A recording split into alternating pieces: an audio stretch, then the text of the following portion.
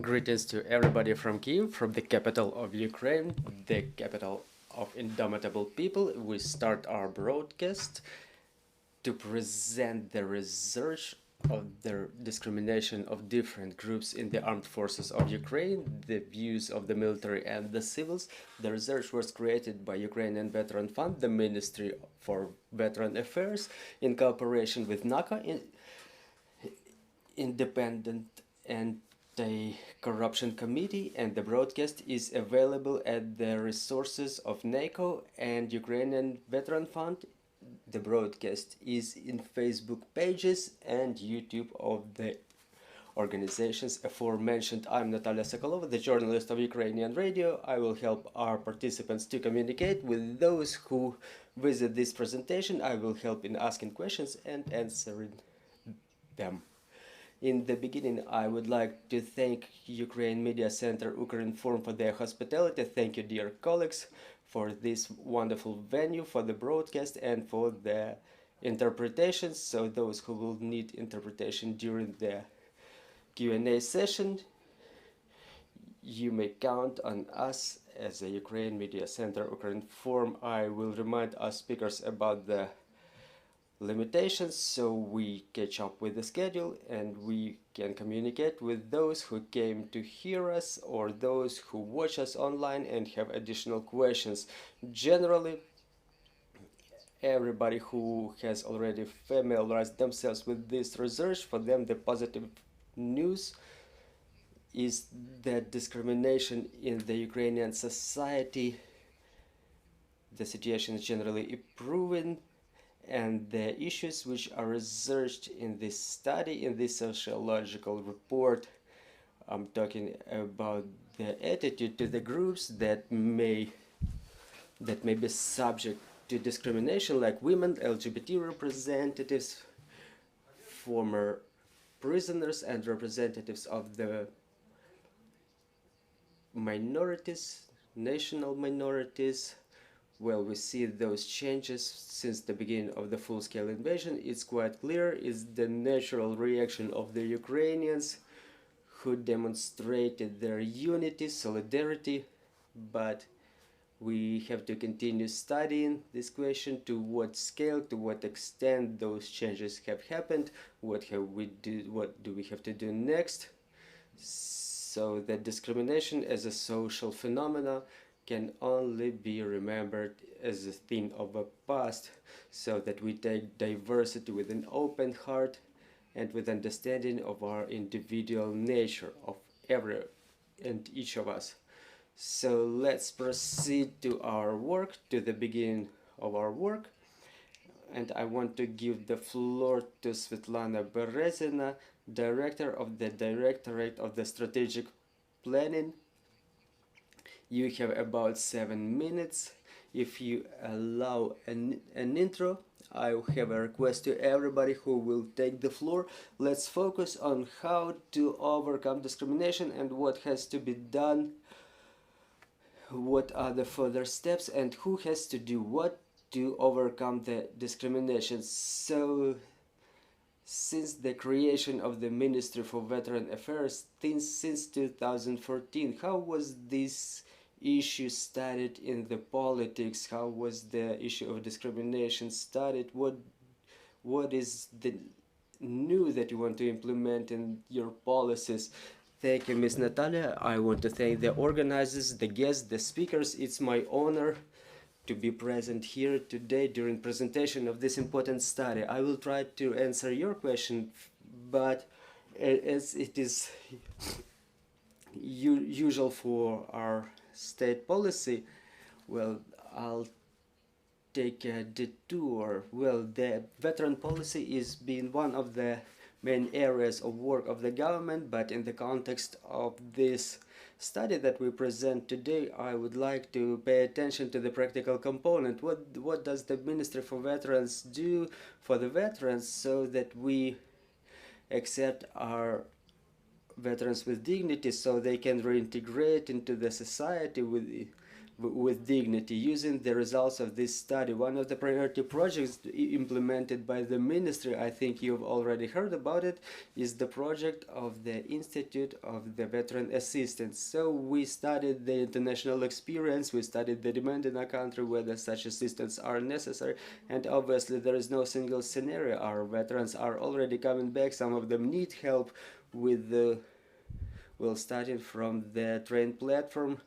Some of them get back, reintegrate to their community, to their families in a normal manner. So since the beginning of June, we will start the selection for the veteran assistance. This project is gonna be implemented in 4 regions of Ukraine: Vinnytsia, Mykolaiv, Dnipro, and Lviv. That's going to be a pilot project. We will study the economic capabilities, the number of veterans who will be engaged in the pilot project in every region. This is just an introduction. I will answer your questions a bit later. So we use the digital tools, and the selection will be happening with their help. We also plan to make interviews with such assistants to avoid further discrimination, to make sure that the assistants provide the efficient services to our veterans in an addressed and effective manner. And in every phase that the assistants will assist our veterans, their family members, and the families of those who perished.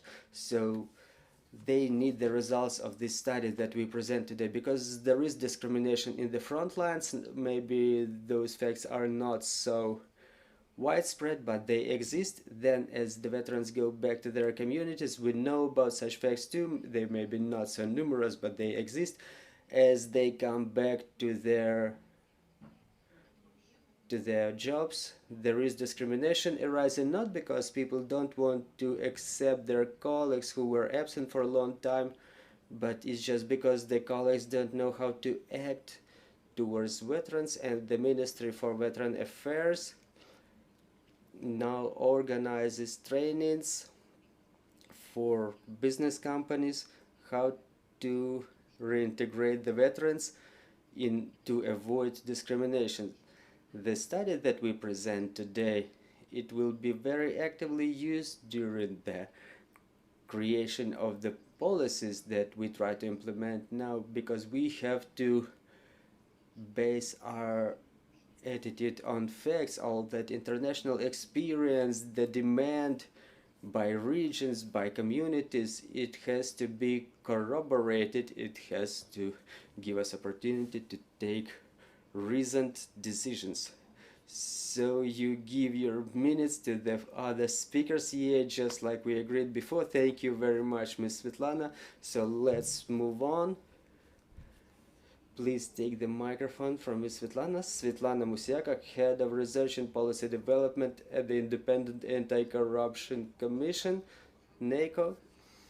We have to get used to this abbreviation like NABU, SAP, NAZK, and others, because what NAKO studies, those issues are extremely important, specifically during the full-scale invasion, because they are related to the industry of defense and security. So the question to you, as a representative of the institution that was taking part in the organization of this study and research, so the topic of this research is quite clear: discrimination of the military in the armed forces. So what about the categories? What were the groups that you segregated, and in what manner? I already pronounced those groups, but maybe there were some that the resource was not enough to research, and they are still worth researching in future. Thank you very much for your question.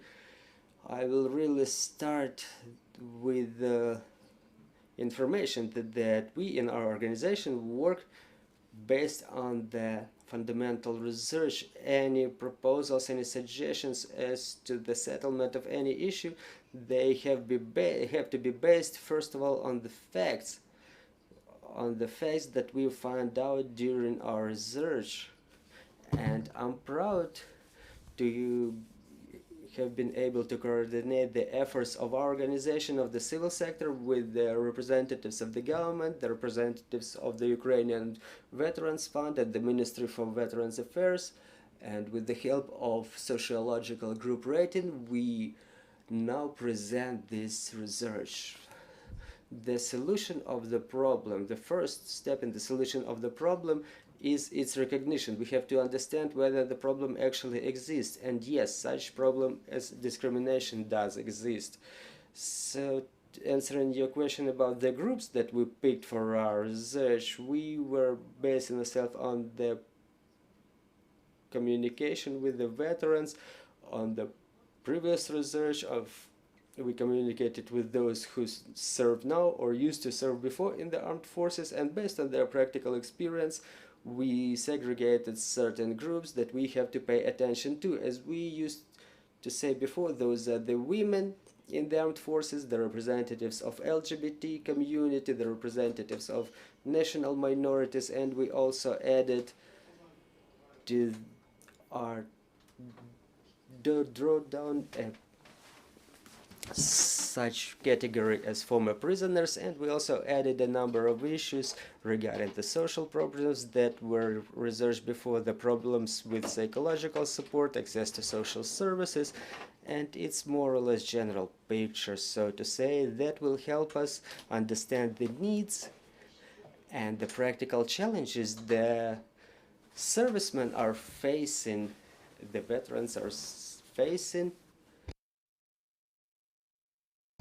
And obviously there are way more such groups that may be subject to discrimination. For example, we did not add there are people who live with HIV or other types of chronic diseases. They also joined the armed forces, and they have to overcome certain challenges related to their special status.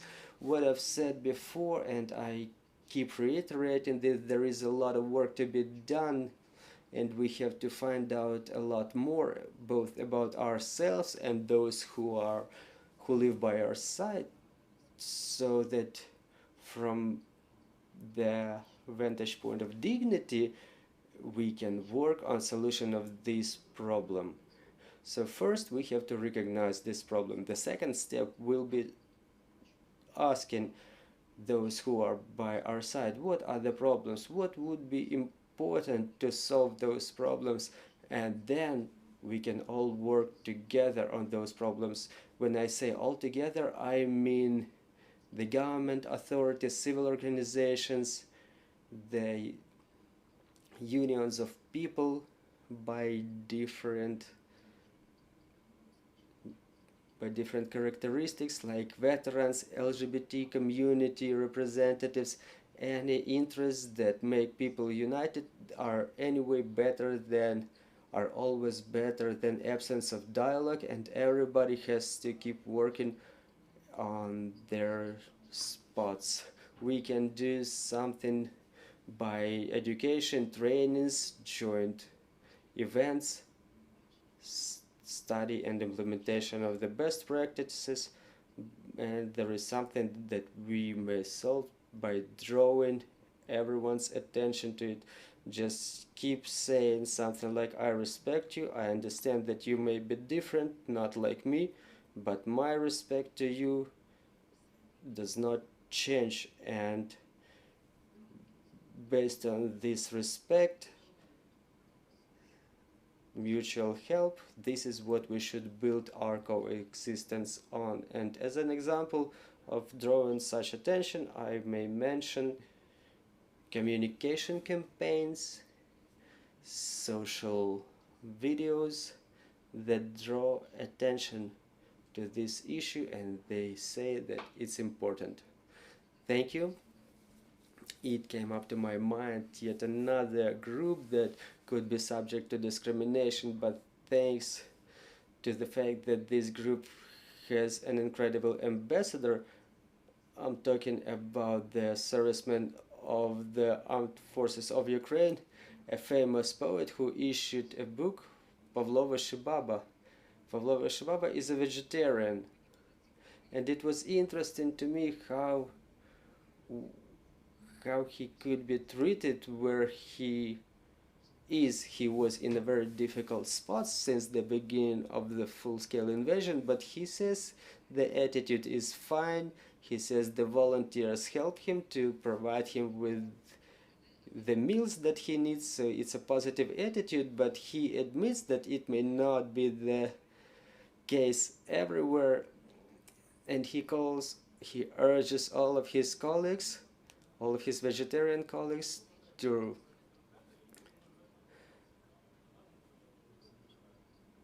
state this issue and to ask for help. But when you mentioned about the vulnerable groups, the vegans and vegetarians were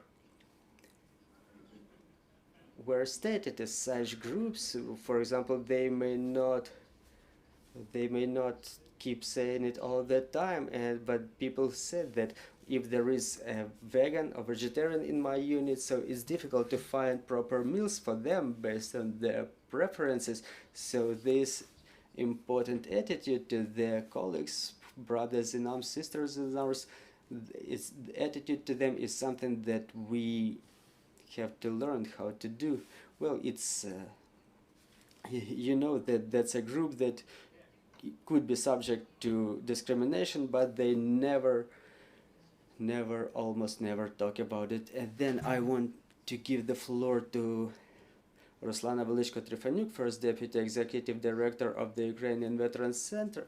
And the first question to you will be, is it time to talk about discrimination and non-discrimination in the armed forces of Ukraine? As they say, is it proper time or not? I think that generally discrimination, stigmatization, and other expressions of certain attitude, they are always timely, because we have, or we can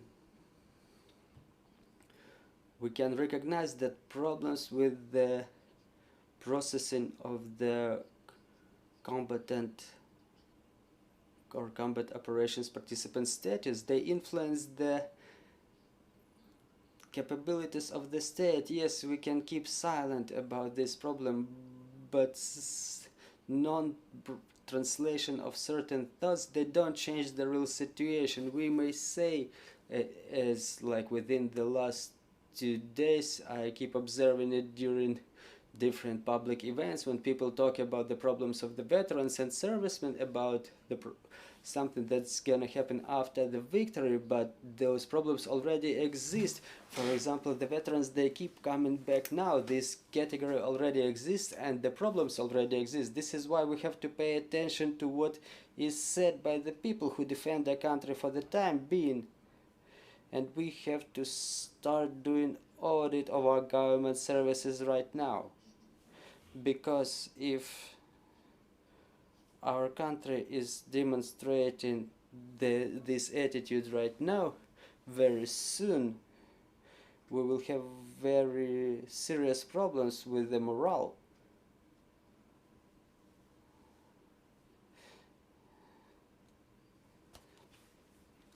Well, the next question then will be such. Ukraine Veterans Fund, it's not the first research for you. There was a lot of research done before. So what happens next to the data of the research? You process them, you offer them to the Ministry of Health, Ministry of Education, Office of the President, Ministry for Veteran Affairs, People's Deputies.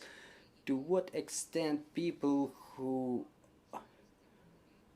have opportunities to influence, to amend the legislation or policies, to what extent do they listen to you? Well, all of our researches, we communicate them until the very last letter. We keep talking about that, we disseminate our studies, but I don't know whether through our research or due to the fact that it has been changed, because otherwise it would not work. Still, we may observe during, for example, about the presentation of a previous results, we were talking about the electronic cues, we were talking about the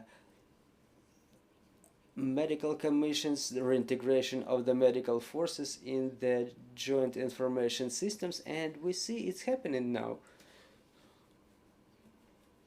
This is why I'm very happy that we somehow managed to, thanks to perception by our government officials or other decision makers, they accept the realities of today. They understand that there is no other way it would work, or thanks to the fact that it's being communicated a lot, and it's a huge plus because the people hear us, so the things change. I'm very happy to recognize that the things are changing, and we're talking about these periods starting from January, and now it's May. Oh, I apologize, it's June. Well, in your opinion, talking about the problems of discrimination, what would you segregate? What is a discrimination against which groups is something that is very visible to you, and what can be done using the resources that the state wills for the time being? Well, I would rather draw your attention to the problem of discrimination of the widows, of stigmatization of widows. So it's not condolences, it's stigmatization. Why? Yes, we have to do a more detailed research about that. Why is it stigmatization? But let's be honest, our society is not concentrated in Kiev, and the majority of the widows, they are in the regions, in the western regions, small towns, villages, and let's recognize that our society in certain places is still patriarchal, and in the legislation, for example, it's written that a widow who lost the close ones, they survived this, and if they, God forbid, marry for the second time, if they start living second life, they are going to be deprived of that status. And I think it's worth considering a situation. If they marry for the second time, they may be deprived of some exceptions, some benefits, but the status, well, that's a huge question. We cannot delete something that people went through from their memories, from their emotional memories. And if other countries work on psychological support, if other countries work on making it somehow that those young women, because now they're young girls, they could continue their lives, in our legislation it says, God forbid, very strictly. Thank you for this remark. That's a whole topic for a different discussion, because now we're talking about the discrimination in the armed forces of Ukraine, where there's the attitude of the civilians and military. But this topic that you mentioned is very important.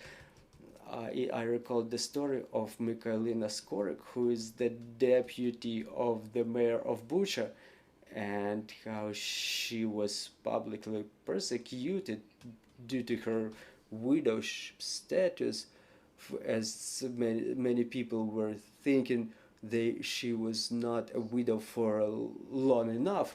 She dared to bear a child and to marry for the second time. So we have to, yes, make an instance of this attitude, of this behavior.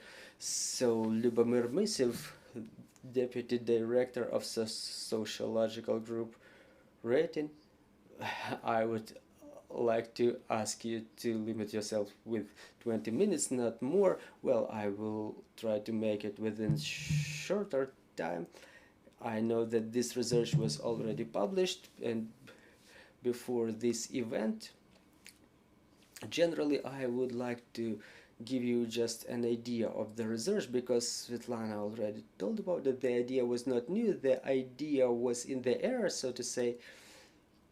And when we decided to discuss the research itself. For us as the researchers, it was incredibly interesting because it's a new experience. Those are the categories of people with whom we didn't work in our practice. We are not specialists in the issues of discrimination itself, and we had to engage other experts for this research, but the conclusion is the same. This is the most interesting research in our practice because it's not about the number of problems. They were at the surface. A lot of things were discussed already since 2014 and since the intensification, specifically as to the role of the women in the armed forces. So there was nothing new about that. However, what we discovered that there are other groups that may be subject to discrimination, and there are problems that we have to recognize because this is something that we will be facing in future. So we focused on a number of key things, key groups that may be subject to discrimination. During our research, we identified yet another group as an idea that really worked. So the research consists of two parts. First, it was questioning back in March on a national level. So we asked their citizens about their opinion, what groups may be subject to discrimination, how do they see this problem. And another part of the research was in conversation with the military, those who may be subject to discrimination. So we had those categories: servicemen, female service persons. We had LGBT community representatives who are in the ranks of the armed forces for the time being. We have to thank the LGBT armed forces community for their support. Those are very interesting conversations that we used to have, and we are curious about the attitude of the society to this category of the servicemen, and we segregated such category as the wives of the servicemen. So we're not talking about the widows, but the girls, the young girls, in fact, whose husbands are now in the ranks of the armed forces of Ukraine, who fulfill their duties there. And in our case, it's a group that will require a further research. So it's not about discrimination, but it's about the problems that this category is facing. I won't focus my attention on some very detailed things. I think that a lot of things were said already, but the conclusion is general. So there is attitude to certain categories of population, and there is an attitude in the armed forces to certain categories. So if we don't mention it as the armed forces, it changes the attitude to the person as an individual, as a personality. For example, beyond armed forces, if we ask what is your attitude to such categories as LGBT or former prisoners, former convicts, there will be a difference in perception of different categories. We understand that the most sensitive topic is LGBT. Now it's more like neutral positive. The negative becomes less, but it's not a drastic change that we would like to see. It takes more time. As soon as you add armed forces of Ukraine, the attitude changes dramatically, because anybody who is on service now gets some positive attitude regardless of their nationality, their sex orientation, their politic outlook. We can see it even on this slide. The attitude to those people is mostly positive or positive and neutral. So it changes the focus when we talk about the civilians. Talking about the military keeps saying one thing: those who stand by our side are our friends and brothers and sisters. So it's not about this attitude of the equal ones, but it's about the attitude by the commanders. And we were talking separately with the commanders and the privates, because those are two different worlds. The private, they can make jokes, they may have certain conflicts inside, but it's not a question of drastic discrimination. So everything regarding discrimination, whether it's about LGBT or the former convicts or the women, it depends a lot on the commander. Depending on the attitude of the commander, the attitude inside the group will be shaped. So we have to pay attention to this category depending on how the commander can arrange the communication inside the unit and to implement the principles of work with those people. The rest of the group will take their attitude. Okay, so before we digress, as a sociologist, what is your opinion? Why is it different, the attitude inside the groups and attitude by the commanders? It's a complicated issue because it's both about sociological and psychological story. In my opinion, the commanders, they are the people of certain psychological type. They have to make decisions, they take responsibility, and it's easier for them to work with those whom they understand better. If they don't understand those people, there is certain psychological distance and social distance, and specifically under conditions of warfare, it becomes easier to talk to someone who is closer to you. And also it depends on the ideological narrative. So for example, strict nationalistic views, they are equal to the discrimination. So if we continue talking about LGBT representatives, they were very profound interviews. We were talking eye to eye without group talks, because you may touch a lot of other topics. You can talk more profoundly. For example, they say we're not being accepted by the air assault forces. We cannot talk about our orientation there openly. We didn't mention it in our research, but we had commanders who expressed very homophobic news, openly homophobic. Well, and sometimes people were open, and sometimes we had psychologists who could identify this homophobia in them. This is our explanation. It definitely requires more profound research, and psychologists will probably do better job there. Maybe it's a matter of education, our institutes, well, we understand that we have to start with education, but as the practice demonstrates on a practical level, there are people with different educational levels, and like simple folk, they treat different categories of population in a very simple manner, way they were more accepting than people with higher education like commanders and some others. So I will touch upon some key moments regarding the women in the army. For example, we were asking both civilians and the women who are in the ranks of the armed forces, and then the men who were in the armed forces, and all those three opinions,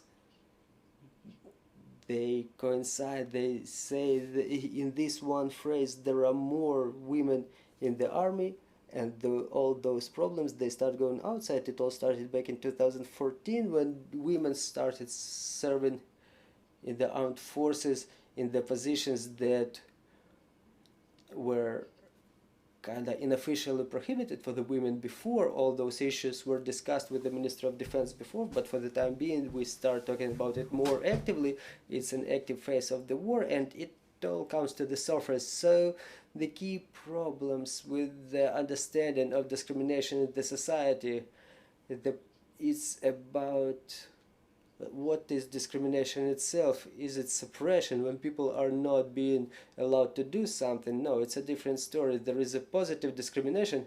For example, when you're not being allowed to do some type of work because you're not being perceived as a person who can do such type of work, like a woman, for example. Well, the views are changing, but not so dramatically. I was talking about this when I was presenting the first research. The women, specifically the young ones, they understand what is sexism, but when you talk to elder ones, they don't understand it. We have a joke, like the girls are like the stars in the skies. You see, it all comes to one key issue, the maternity, the role of the mother, which is accepted in this, which is perceived in the society as a saint person, sacred person. That's a myth in Ukrainian national perception. So this is the secret of success there. If we understand that maternity is not the key role of a woman in their lives, but for the time being, unfortunately, well, maybe not unfortunately, because again, it depends, let's try to be neutral. If a key role of a woman is being taken normally, so the role of a woman as a mother, the fact that it's not their main task to bear a child, well, it's still dominating in the society, and this is why they're being preserved so much in the army, that they can be bearing a child, and it results in a number of problems, starting from lack of professional growth. It's just something, some everyday issues like physical load, medical service, uniform, personal protective equipment, because military, for example, military medicine is not oriented at women at all.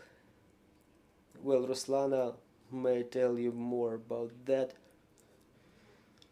It's one of the biggest issues. Nobody knows anything about that, but again, there is another issue of psychological support. It's a tragedy in the army. Now we have to talk about this separately.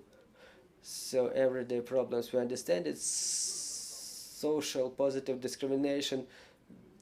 The women take it normally that the men organize some separate bathroom for them, for example. But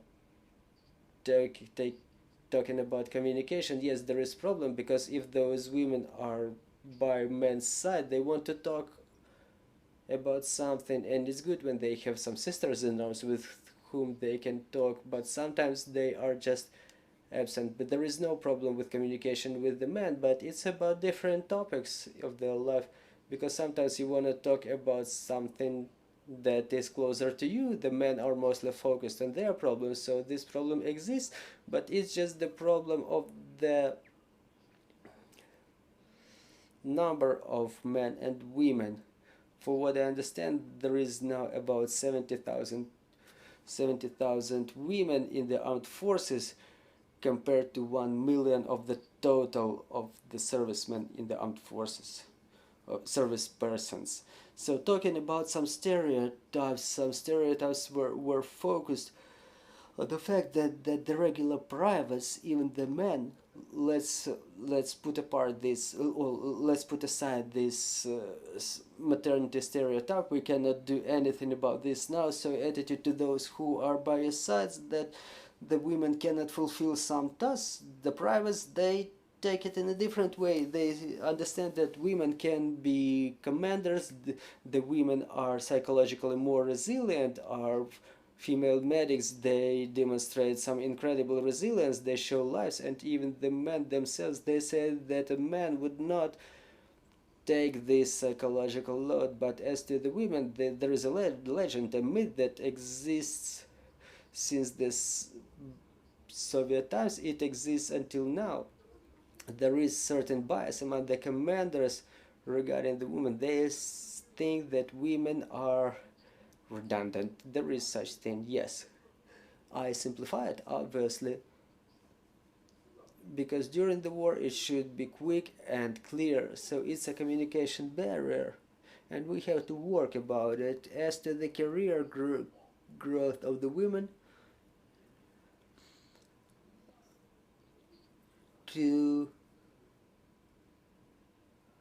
no, it's a wrong slide. Women has to keep proving that they can be service persons. They have to work more to prove that yes, they can, because army is a closed system, it's a male environment. But if the commander is normal, everything works and there are no problems about this. we were talking separately about the sexual harassment, sexual violence. Unfortunately, this is not being discussed openly. We had no such people in our groups, but such cases just were buried somewhere in those units, and so that they don't get any further development. But we know that such cases exist. Well, another topic is national minorities. That's the least problem, because even among those groups that can be subject to discrimination, they are not on any serious level, because everybody who is by your side, who is serving by your side, they are your brothers and sisters. It goes without saying. A different situation is with the civilians, like for example Belarusians, Russians. They are being taken with a lot of caution. And in the army, if you are Russian, Belarusian, or Azerbaijani, you're our brother, and still you are the same as us. For example, we measured one stereotype. If a non-Ukrainian can be commander over Ukrainians, among the civilians, this stereotype is being taken without some positive attitude, more of as a negative phenomena. For example, if a non-Ukrainian can command Ukrainians, they think that there may be conflicts among the representatives of different national minorities in the military units. So it does not, this stereotype does not exist in military in private, but it exists among military commanders. For example, if a person joins the armed forces of Ukraine, they are your brothers and sisters. So another issue is LGBT. The different problems may be communicated here. The problems of coming out. For example, in the society, the attitude changed more to neutral, because the war equalizes everything, because the problems, all those problems, they go to the background, and the perception of the people who serve becomes positive. I cannot guarantee that it will be the same after the victory, because the society is patriarchal and conservative in many things. And as to the issue of the body, expatriation of the body, it's been perceived normally in the society. And the LGBT service persons, there are issues of forced coming out or non-forced coming out.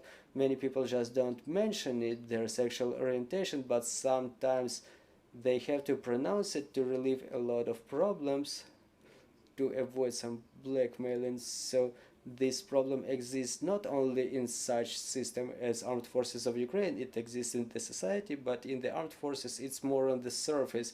So there is jokes, there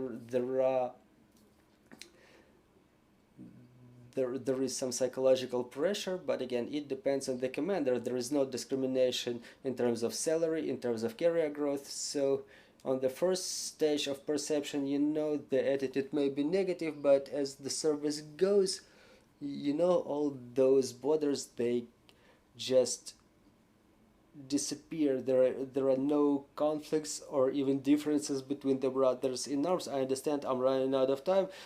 Well, but you tell it so interestingly. Well, I just want to draw your attention to the problem that we already touched upon. It's one of the questions that may arise further on, but it's about the issue of psychological support. It was very visible during the communication with the group of the females. We had the social workers from Armed Forces of Ukraine, and the problem is that there is no normal psychological support in the Armed Forces of Ukraine. The men cannot bear this psychological burden too. They need help too. and there is no culture of addressing the therapists. It's not only about the military, but we have a number of research is going out now. If you address a therapist, you're a psycho. Well, but it's only about the fact that you may talk about your problems, you may open your soul, but in the armed forces this is about the Soviet standards, about the questionnaires that have nothing to do with the reality. And it's not about only those who serve in the military, but it's about another group that we discussed, the wives of the servicemen, because they are the ones who need support every day.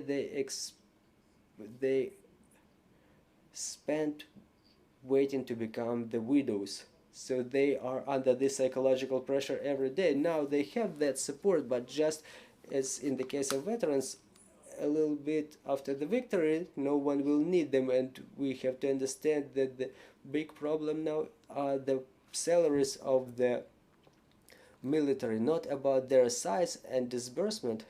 The problem is that they will not exist after the victory. This is what both the servicemen and their wives say.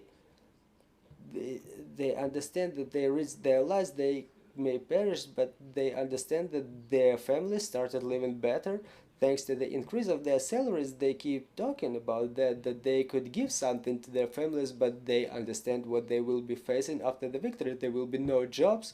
They're afraid of that. They will not be perceived, they will not be accepted by those who will employ them. They will find no communication with those who were not servants. So it's about the psychology, not only the servicemen and their wives, but we have to accept the fact that we will have to live with that group further on, and the children of the servicemen.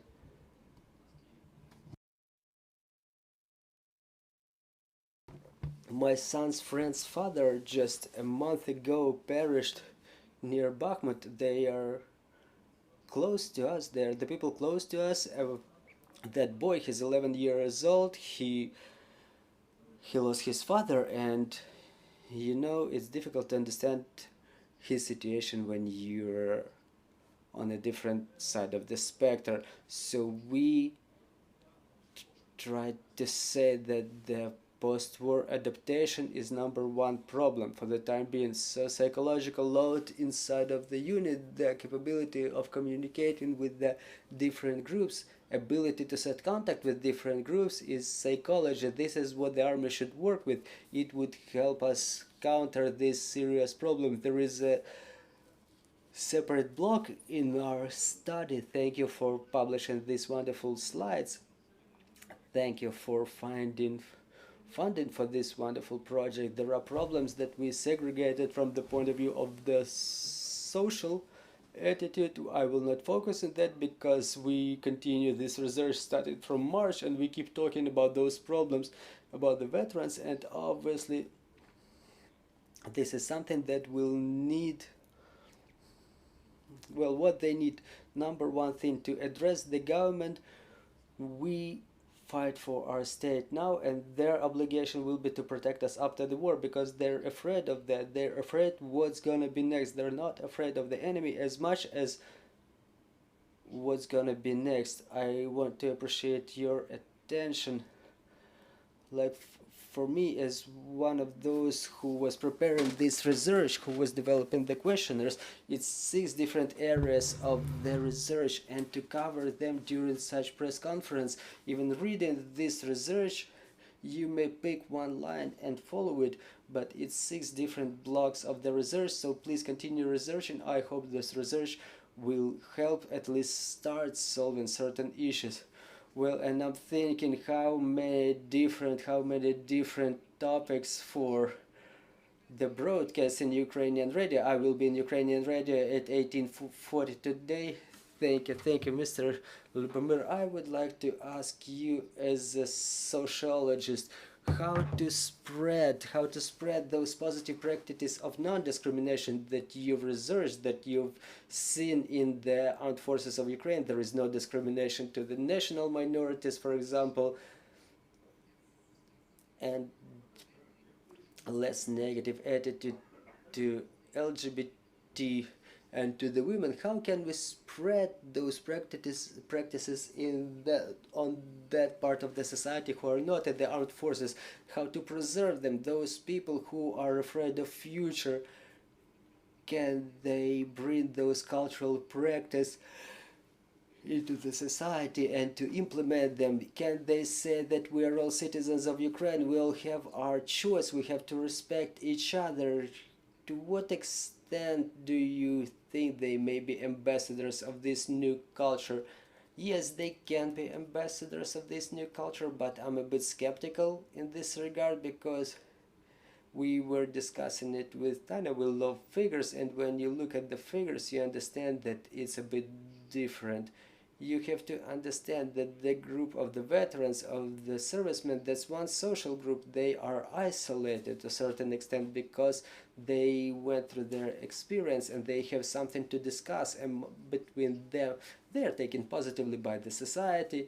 And if information policy of the state is such that it will help that group to integrate in the society, but you know that it's a difficult thing. For example, when you go to a government institution for a certificate, you may end up either on the bridge or with an exploded grenade.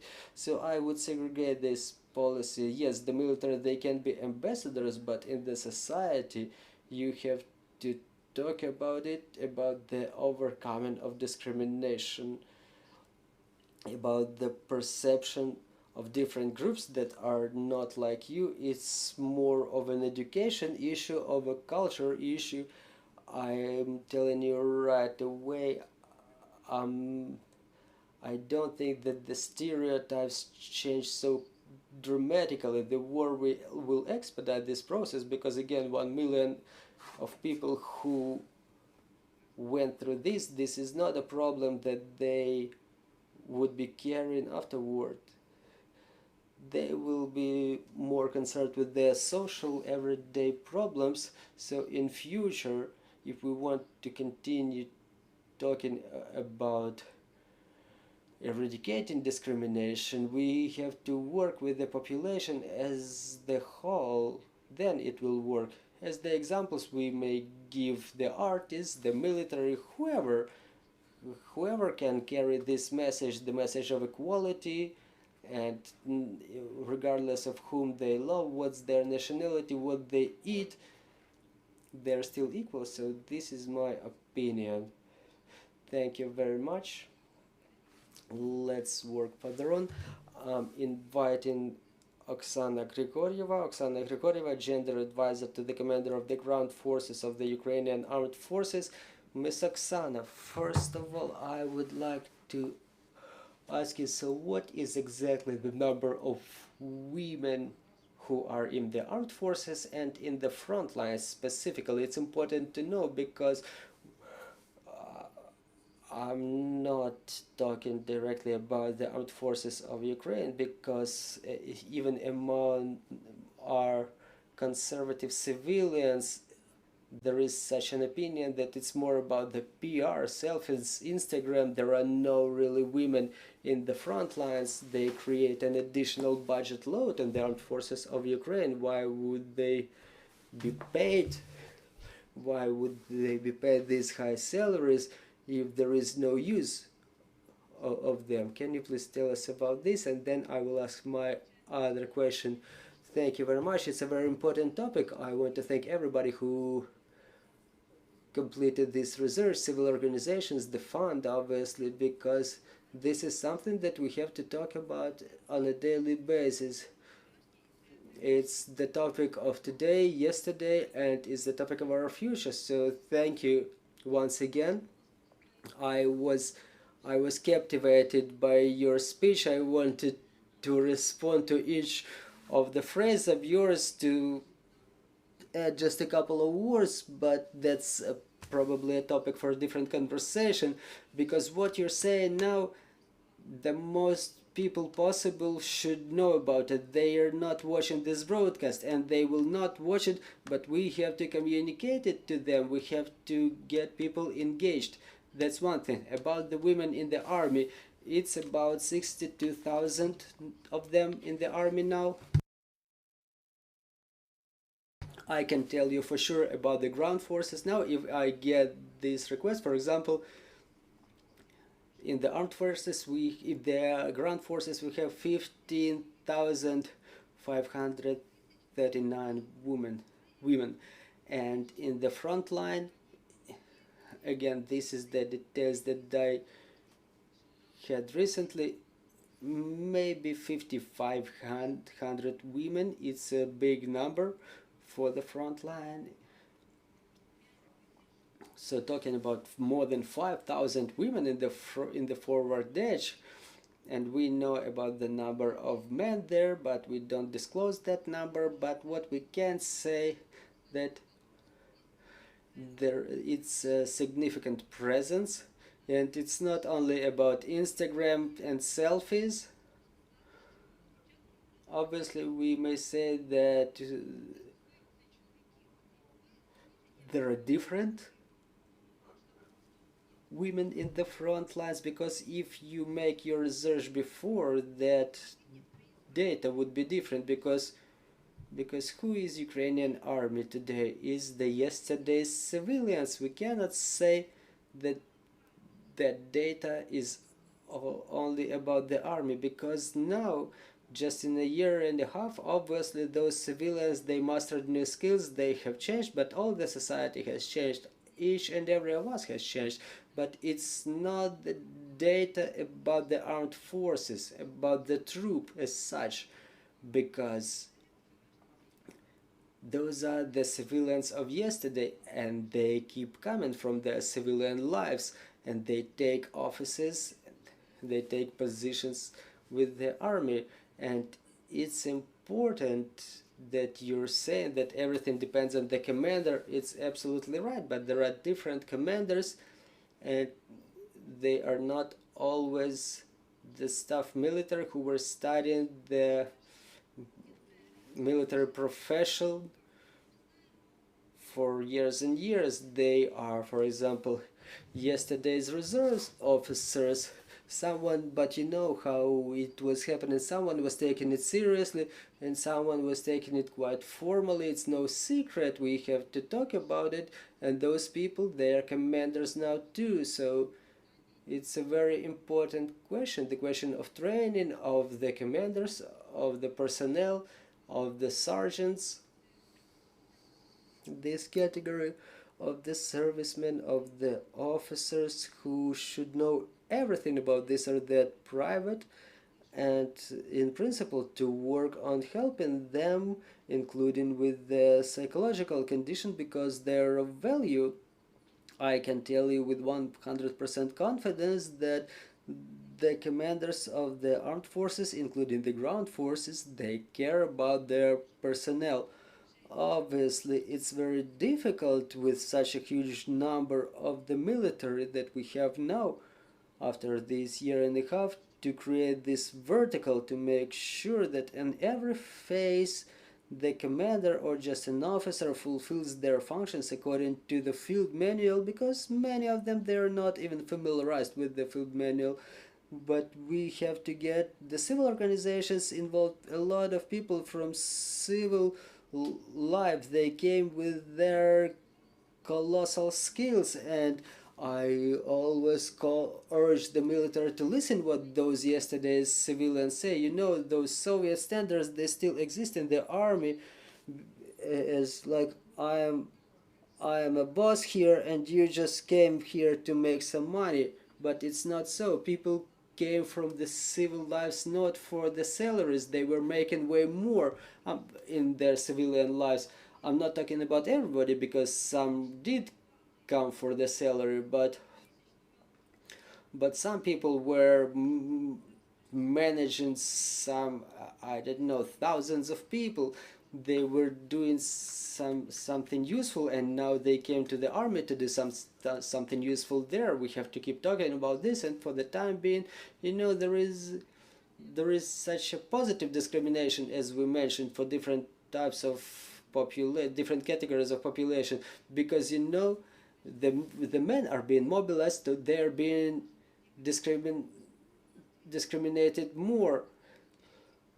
Women enlist voluntarily. We had two waves, one in 2014 or after 2014, and another part they came in the February and March last year.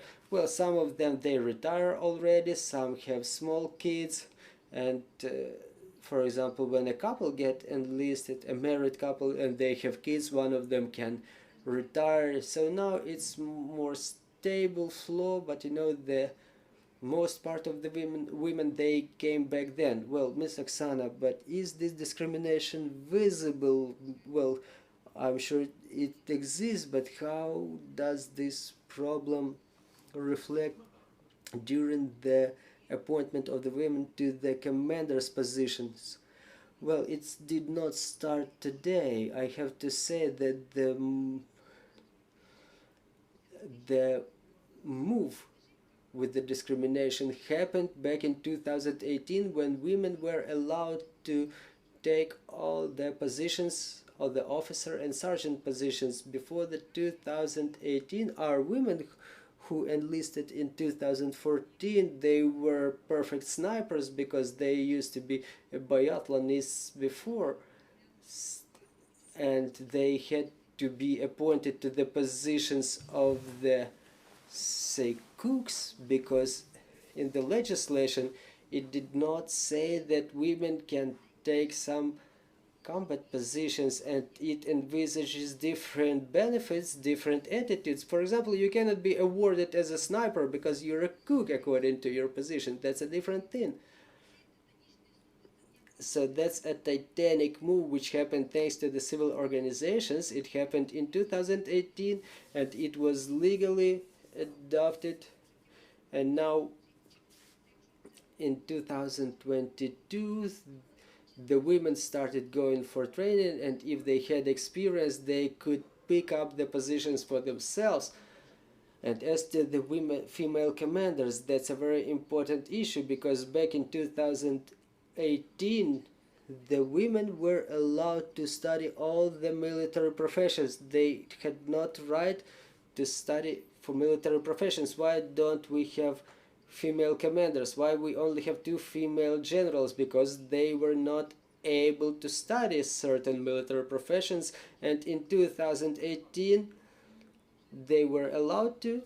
In 2019 there was the first entrance of first admission, and now they graduate, so now they can proceed to the service and take the commanders' positions, because obviously the commanders are not being appointed no matter whether it's a man or woman. You can be appointed as a commander if you're a non-commissioned officer, even if you are a PhD, but if you have no military profession, you have no military rank, you cannot be a commander. Now it's allowed, but you have to sign a contract. So those are legislative things that we have to continue talking about. So again, with time, obviously, we will see this growth too. And we will have many women in the commanders' positions, and I think it will be positive. One positive example, if you allow me. В той підрозділ, де жінка-командир, ну, я розумію, що жінки різні, але оцей... How good is it to appoint a woman as a commander and to go to serve to that unit where a woman is a commander, because the women, they have this maternity instinct. You know, Tatiana Chernobol, she's civil activist, former People's Deputy. She's a commander of artillery unit now, so she was telling me she's an officer. When she was a People's Deputy, she obtained higher military education, and she says that you have to take a lot more effort to become a commander, to preserve that position, and what happens next, you have to plan an operation. And she says, I realize that since I'm a woman, to force my subordinates to fulfill that order, which is related to the risk to their lives, I have to go to the position myself, and they follow me because they understand I'm not planning any adventure, because I'm not planning any lies, because I'm going there by myself. And as a female commander, she's incredibly proud by the fact that she has no casualties or serious injuries in her unit, because she, as a woman, as a mother to two children, she appreciates human lives a lot. Maybe this is something personal, something individual, but I think that she's an interesting story that can be researched. You want to react? But right away I will ask you another question about the Istanbul Convention. The Parliament ratified it. Like you know, here we ratified, here we close our eyes, but the document is in place in the legislative field of Ukraine. You've seen the results of this research. To what extent can the Istanbul Convention help improve these results, to decrease the expressions of discrimination, to remove them as an instrument, as a tool, as a law that is in effect in Ukraine? Well, I will tell you about the units where the commanders are female. They're almost the same everywhere. For example, the men were in those units that are commanded by females, the men try to be better. You know, I was going around the places, around the positions. You know, there is more order where commanders are female. Where there is a female in a unit, they know, regardless of their position, they act as psychologists, they advise, and the men appreciate it. And they don't want to let them go on missions, because if they lose a woman, I'm sorry, the losses are not as big among women as among men, but they go through this loss with a lot of difficulty. But there is a category of women who can lead a platoon after themselves, and their number will grow. And there's yet another thing. I've seen a lot of women from my previous life. We were holding events in different NATO members military bases. We were visiting different NATO facilities, military facilities, and I was surprised by the fact that women there are no different from men. I remember in the States, like there was a girl, very small, maybe 150 tall. She took that backpack, which was twice bigger than her. I couldn't even lift it, but she just took it on her shoulder, and she left. So a lot of attention there is being paid to physical training. And you touched upon the topic of education. We have to start it from the kindergarten, from the school. We don't have enough physical training for the men and women, and it's separated. Here the girls do push-ups, the boys do pull-ups. So there is no such segregation in other countries. You just pick your standards. For example, you want to do this or that, no matter whether you are a boy or a girl. They are being educated from their childhood that they are equal. They don't segregate it, that this is a male and this is a female profession. So we're moving this way only now.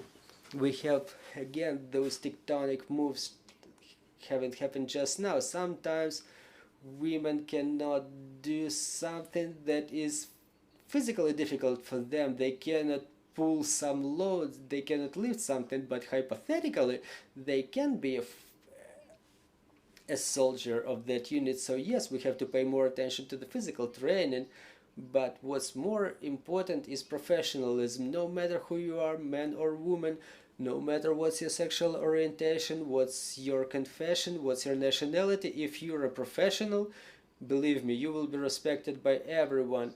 I know a lot of their minorities. I communicated with them. If you're a professional, you're respected by everyone. You're being treated normally, you're being awarded and glorified. So it all depends on your loyalty and professionalism. As to the Istanbul Convention, it's not only about the military, but it's about the society in general. It's aimed at the protection of women who are subject to the home violence, and it's incredibly important because not like now, but it's about what happens next when the guys go back home. And there is a case now that when they go on vacation, now their wives telephone us, and us as a gender advisors, they call us and they say we don't understand it. We don't understand each other. The servicemen themselves, they call me, they say, I just want to lie down and she wants to talk. So everyone is angry, and the domestic violence erupts. This is something that Istanbul Convention can help us with. How can we have to talk about how we can use it in this particular case, but it's an important, very important document. It was promoted for a long time before it was adopted but in terms of gender equality, Ukraine already won all the anti-discrimination efforts. The other thing is to what extent it is complied with, because we have to remind our society, no matter how good we say it is, that the women express themselves, there is less discrimination, but still we have to keep reminding about this, because something that was given to the men since their birth, the women have to fight for it. Unfortunately, until now, our society is not yet ready to the fact that the women can be just equal with the men, equal opportunities, equal rights. And it's also about the LGBT, about other minorities. It's not only about the army, it's about the scale of the problem on the level of the public. Thank you very much. We have another speaker, Yulia Kirillova, veteran, Ukrainian Veterans Fund analyst, and we will talk about the discrimination and counter-discrimination of the military with the injuries. What should be the cultural practices? What should be the policies of the government? How to find the golden middle between how to find the balance between the condolences and the respect to those veterans who want to get back to their civil lives or even back in service. Good afternoon, everybody. Thank you for the question. You know, this topic in our society is very pressing, you know, because we have a lot of defenders, both men and female, who get injured. And those are very different injuries. There are visible and non-visible injuries. So talking about the people with disabilities today, unfortunately, it's not only those people who have some visible disabilities like amputation or some scars, some bruises.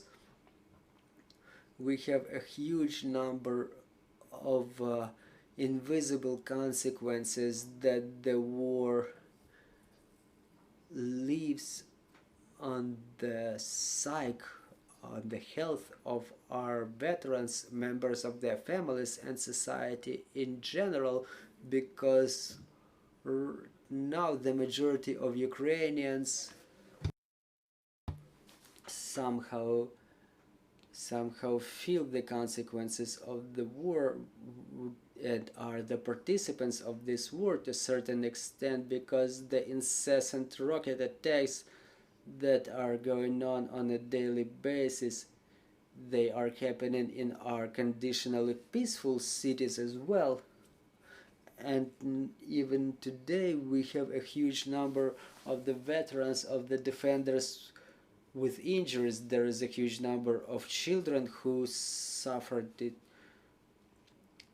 They have visible consequences of them. So talking about the policies related to veterans, we have to touch upon other categories of population too, other categories of our society, which are also affected by the war. And if we start developing high quality policies in this area, the policies in this with regard to the veterans, the stereotypes and the policies in the society, they will change too, because I'm a veteran too myself. I have a disability, and many of my sisters in arms, they were injured too, but those are invisible consequences. And we met recently, we were communicating, and one of my friends, she said, I underwent the medical commission recently once again, and when I came there, they asked me, what's your disability? Look at yourself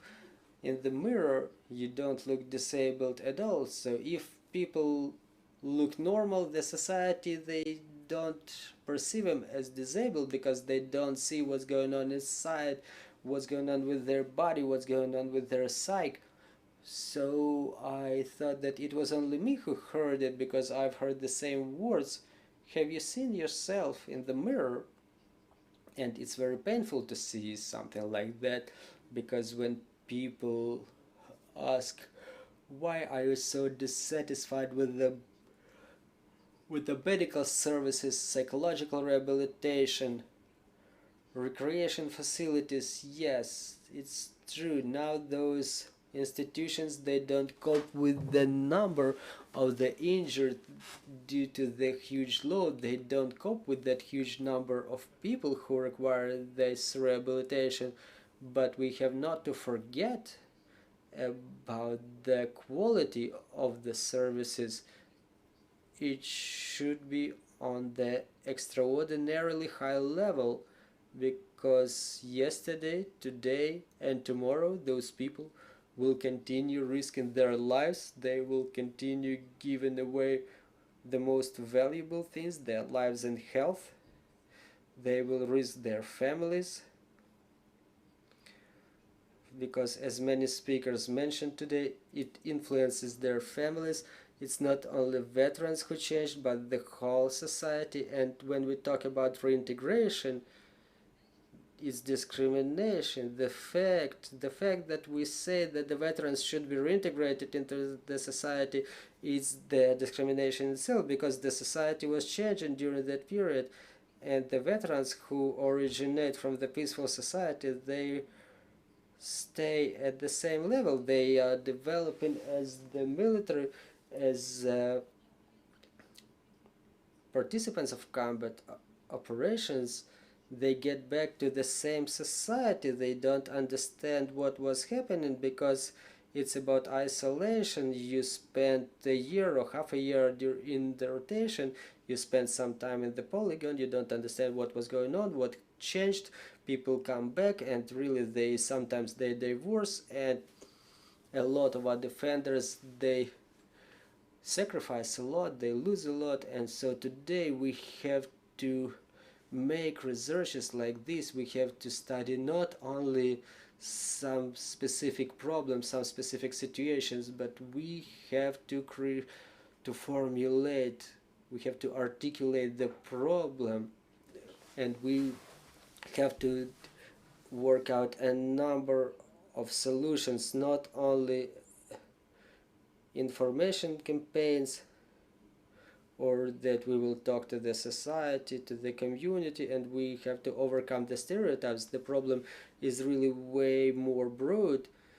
It's not only in the heads of our society. Many problems, they are not even being pronounced. For example, like problems of the people with disabilities. Many people talk about the amputees, but we don't talk about people who require permanent attention, about those who are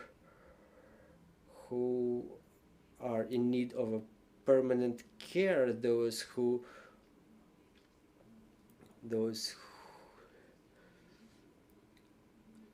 cannot stand up from their beds. Those problems are not being discussed, for example, not that I've heard about that. And it's important to pay attention to such researches as ours. So I urge everybody to pay attention now, because it's impossible to create high quality policies based on one problematic situation that was only discussed in the media. You have to continue digging, you have to continue researching. It should have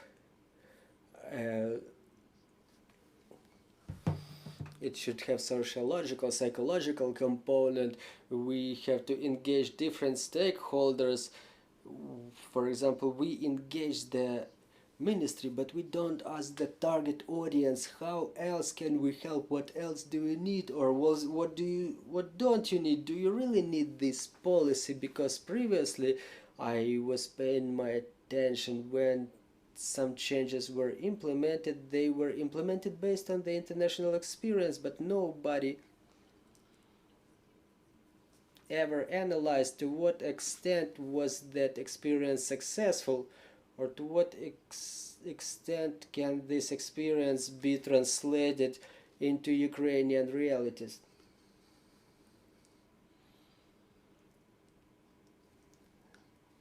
There was too little approbation. It was happening very rarely, so we have such problems so far, and it's important to have studies like this. We want to thank NAKO for their support. We want to say the group for their support, because we're moving in the right direction, it seems to me. Thank you very much, Miss Yulia. Thank you for defending us. Thank you. And Svitlana Musiyaka from NAKO, she has another video for what I understand. Yes, it's to finalize our discussion before we proceed to Q&A session. I would like to get back to what I used to say in the very beginning and what was said by the speakers. It's very similar. We have to base our activities on the research. I want to thank again our colleagues from Ukrainian Veteran Fund, Sociological Group Rating. Together with NAKO, we were able to make this research. It's not the first and not the last one.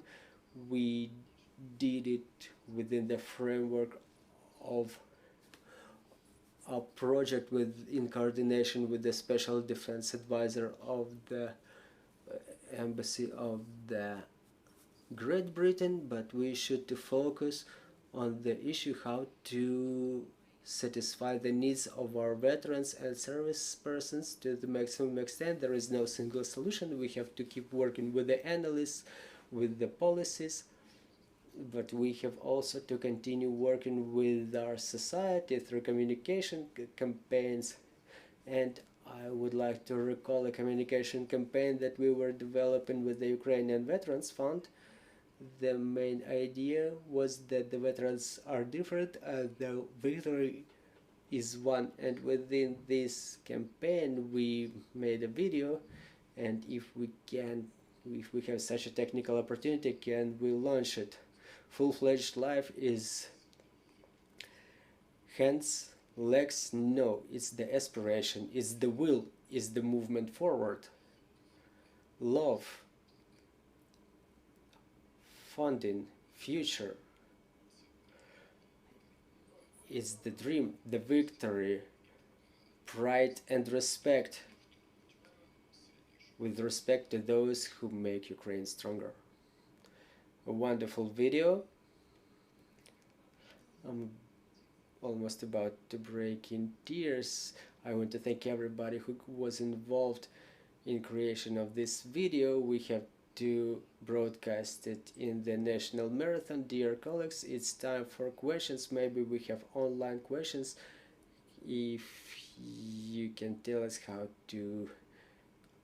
can we have questions from our audience? Yes, please, the question. Artem Denisov, good afternoon. Veteran Hub Organization Director, thank you very much for this presentation. It was long but interesting. What's the difference from other meetings? It was also interesting, not only long. So regarding the research, I have a couple of questions and a personal reaction. So first, personal reaction. I want to say, I just want to pronounce it. it says there respect versus discrimination, but we're living in the conditions of the full-scale invasion. We don't have this versus. Unfortunately, we have both respect and discrimination. We have a full-scale war and the martial law, and some of our constitutional rights are limited. Is it discriminational? Yes. Is it there are circumstances of war? Yes.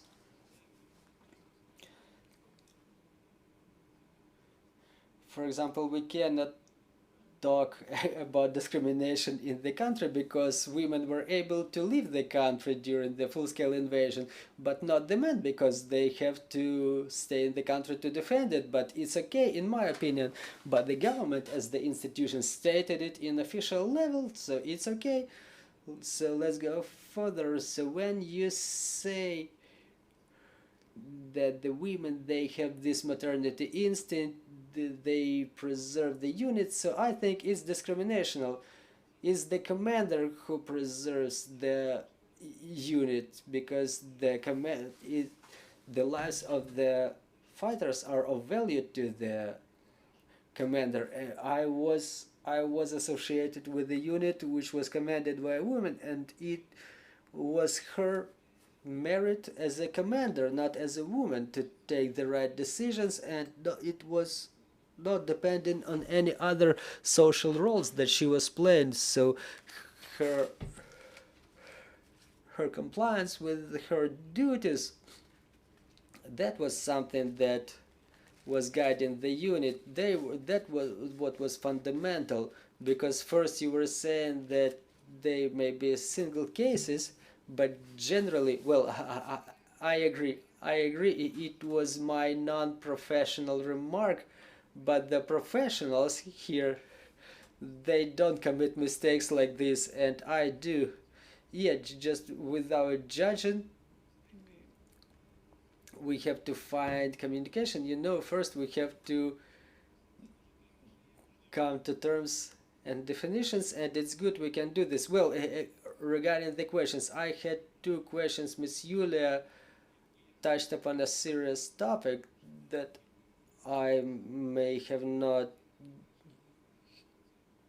have gotten familiarized with, but regarding two target audiences that were not covered in veteran and military topics, so people with disabilities and with injuries who continue their service, and they are being subject to the discrimination when they're being put outside the staff, for example, or when they cannot, for example, take part in battle operations de jure, but they do de facto. The people with disabilities, they have previous combat experience, they formally should not be involved in this full-scale invasion. They were undergoing the medical commissions, and they were getting this accepted stamp to go to the front line. So this is a huge problem, really. Please get me right. Now that the war is on and we have limited resources, and we have very limited resources now, vegetarian meals are very important component, but the issue of the efficient fund spending, for example, where we forward those financial resources, and people with disabilities, they are also in the ranks not only of the armed forces but of the National Guard. They come in very big numbers, and it's a serious problem in the units when inside the unit there is yet another subunit created where all those cripples, as they say, where they go, and it's a very big depreciation of their dignity. And the official coverage of this category and the discrimination of this category in the public field does not sound a lot. In formal speaking, there's a lot of communication about this. Thank you for this question. I'm having another question for the time being. Well, let me react your first remark regarding the discrimination, men and women. the legislation does not discriminate discriminate them by gender. It was not discrimination by gender. There are women who were obliged to serve, and they were not let outside the country. There is no such segregation. It's just that there are people who are subject to the military service are not. It's legislative, and some categories they can leave the country even regardless of their gender. And your second question, we were talking about that too, and we were emphasizing that this research includes 6 different topics. Ukrainian Veteran Fund, it has a lot of analytics, and I invite you to visit our office, visit our events, because we were visiting yours. Please visit our website, the analytics section of it. We researched this issue. It was there. It will be issued a little bit later, and we continue to study those issues, but sometimes you cannot fit everything in one research, because it's not going to be a research like you said. It was long, but it was something essential. It will be some big legal dictionary, So yes, we researched that issue. If you visit our website, its analytics section, you may get familiarized with the complex researches, and it's covered there. Thank you. Well, your second question, well, I would like to react first. Well, there is a research, but there is reality. Like what you presented today, there should be no discrimination in the army, but it still exists. And in the same way, I'm asking this question. No, I'm just not agreeing with what you're saying, that there is some discrimination of men. I cannot agree with this. I can express my opinion in compliance with the legislation. The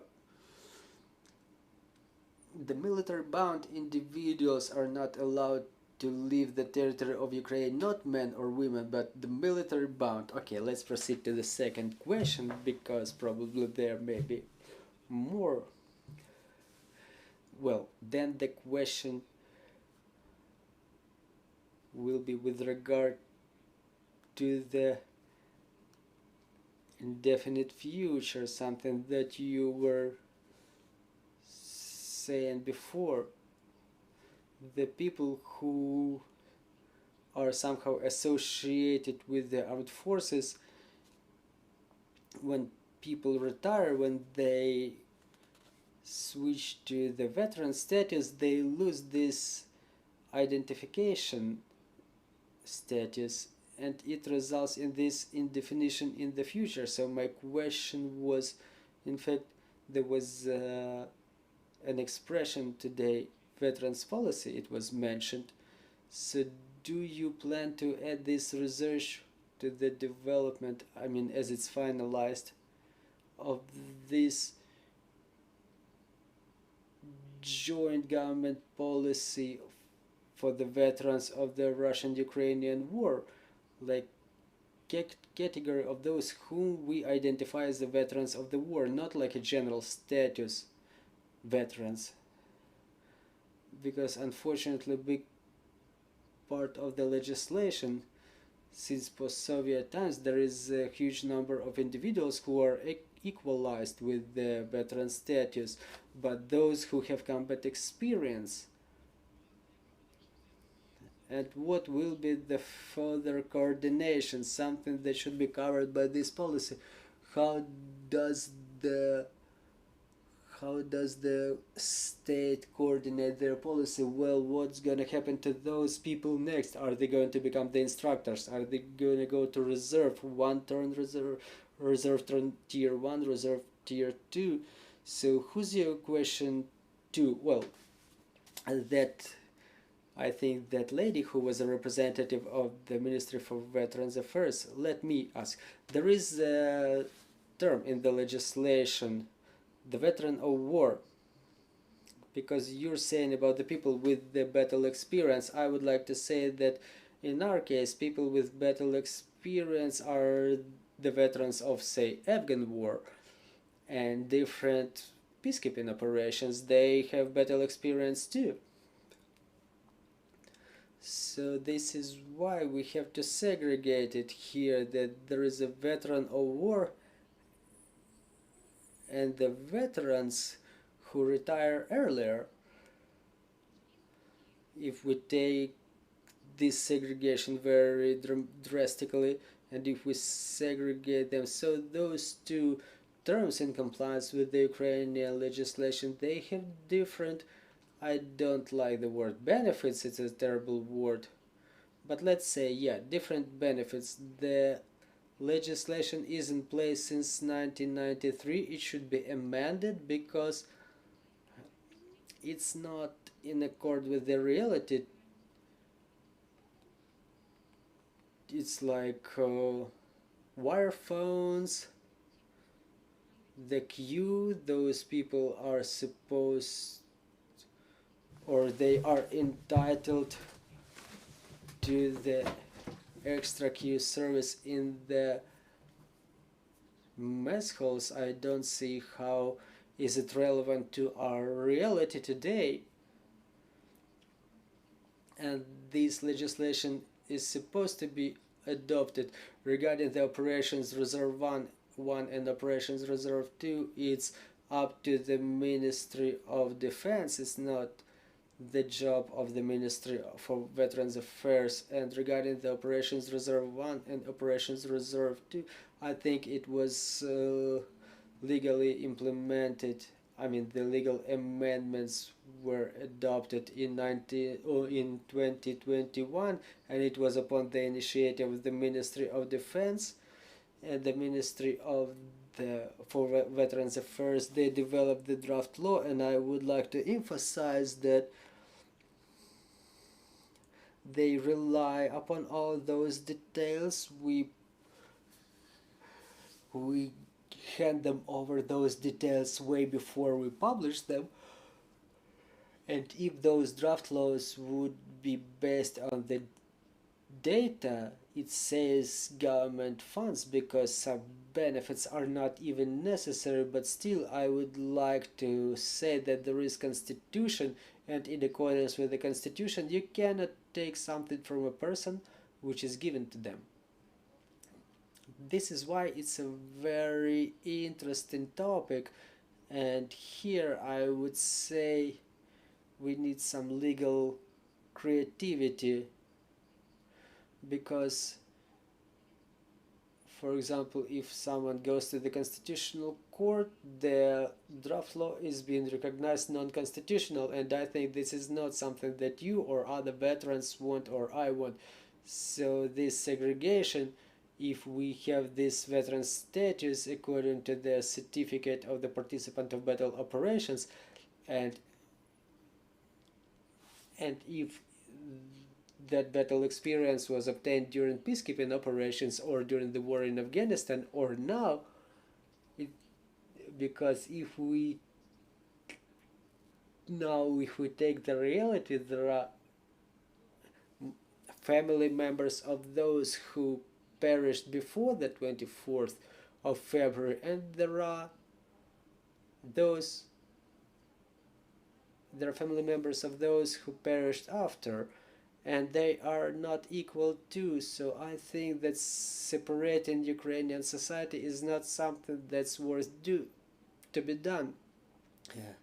The society should be united. I know a lot of people who are, for example, the participants of the battle operations in Afghanistan, and they keep serving now. So let's not separate the society. We had this before, East and West, and we all see what it resulted in. We can see it with our own eyes. In the Constitution, the people, well, it's in the Constitution, it says that the human being is of greatest value, and we cannot say that there are people who were taking part in battle operations and something who perished, and these are better than those. This policy will not end in something good, because we remember how the Ukrainian insurgent army veterans were limited in their rights, and it was a very wrong policy that separated the Ukrainian people. And before we start doing all of it, we have to first refer to the sociological questioning of all of the society, and to see how they react to this, because the separation of the society, it's something that should be measured across the whole of Ukraine. Ms. Ruslana, thank you. I'm just going to call your name, Oksana.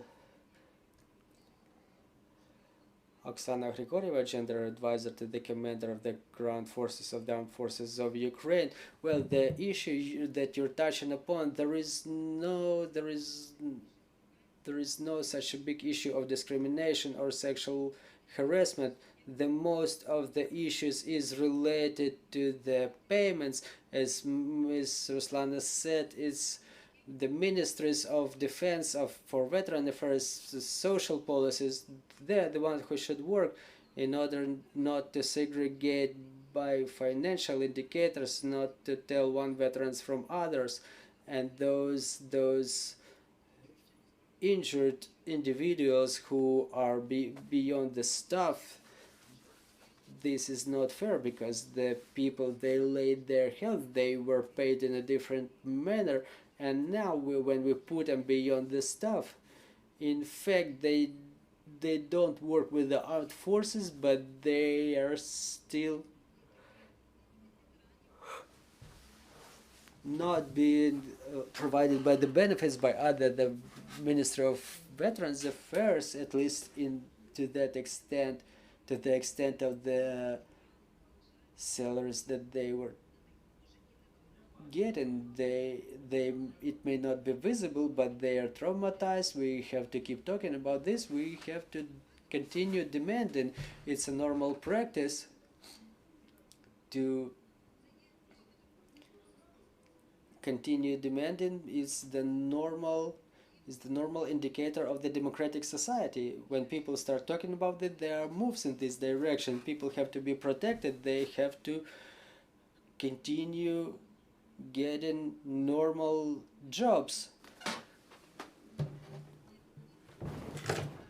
worthy jobs on the level of those salaries that they receive with the armed forces of Ukraine. Well, regarding the employment and the salaries, I will rush a little bit ahead. We're having this research now about the desires, the level of education of our future veterans, and we measure the market, starting from the small businesses to the big ones. We try to unite these two parallel worlds to find the points of contact, to equalize the problems of the expectation and what the market can offer. So we invite you on the 27th of June for the event like this. Thank you. Just a small remark, so I'm not being accused of the segregation and separation. I was not saying about the segregation of experience, but I was talking about it for trivial reasons. To make sure that the requirements of the target group are being efficiently satisfied, we have to first segregate it. This is why I mentioned it in a way I did. I'm not saying it should be the responsibility of the Ministry for Veterans Affairs to develop this joint national policy, and segregating of the veterans of the Russian-Ukrainian war, it's not only to glorify them. I have my personal opinion, but it's not related to the operational procedures and processes to satisfy the needs of this or that group. We have to study those needs And for that we have to segregate them. For this reason, the veterans of the Russian-Ukrainian war, as we mentioned today, they may fulfill different social roles before they joined the war in 2014, and they may have battle experience too, and it's about the needs that they may have as a result of their participation in the war, in this war. So based on the reserves that are in place since 2014, all those researches, they show that those needs will be different from other social groups, other veterans that we used to have in Ukraine before. So I'm not talking about comparing their experiences or segregation, but it's okay to compare the experience, but not to evaluate it. Well, maybe someone else has any more questions to our speakers. And online questions, I don't know whom I'm actually asking now, but do we have any online questions? If we do, please let us know. If there are no questions, so let's thank all of our speakers and everybody who visited us. Within these last 2 hours, you demonstrated your attention and interest. I wish everybody has a peaceful and quiet day, and see you during our following events.